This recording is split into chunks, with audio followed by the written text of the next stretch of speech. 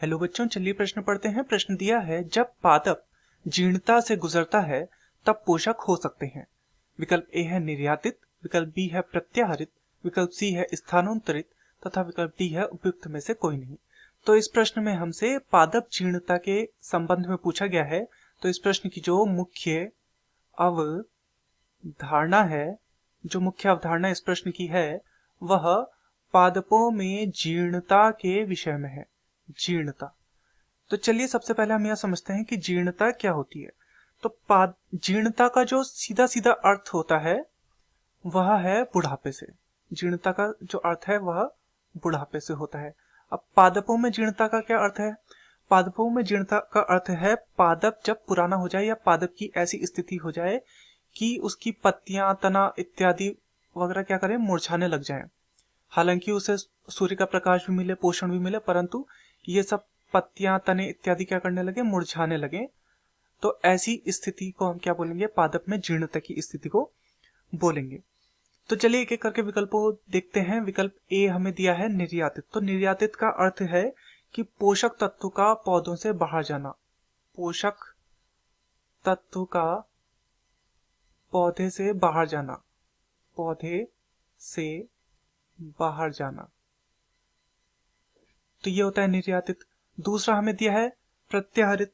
तो प्रत्याहरित क्या होता है? जब पोषक एक तरह से कार्य बंद कर दें या फिर कार्य प्रणाली उल्टी हो जाए। कार्य प्रणाली यहां पर उल्टी हो जाए, जो पौधे के अंदर कार्य प्रणाली है वह उल्टी हो जाए, तो यह हो गया प्रत्याहरित।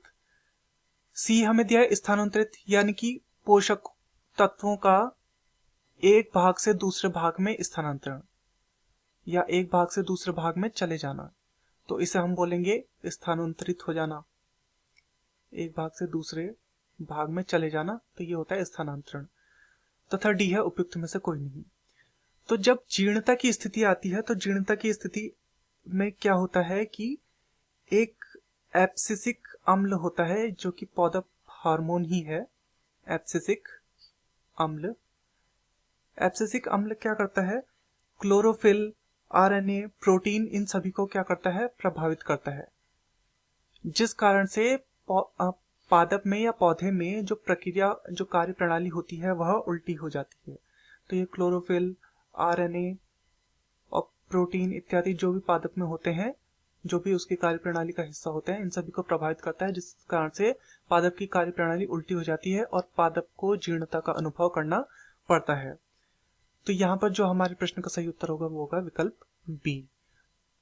तो यहाँ पर हमसे पूछा गया था पादप जीर्णता से गुजरता है तो तब पोषक हो सकते हैं। तो दिए गए प्रश्न का सही उत्तर है विकल्प बी, प्रत्याहरित हो सकते हैं, अर्थात कार्य प्रणाली यहाँ पर उल्टी हो सकती है। मैं आशा करता हूँ आपकी यह समझ में आया होगा। धन्यवाद।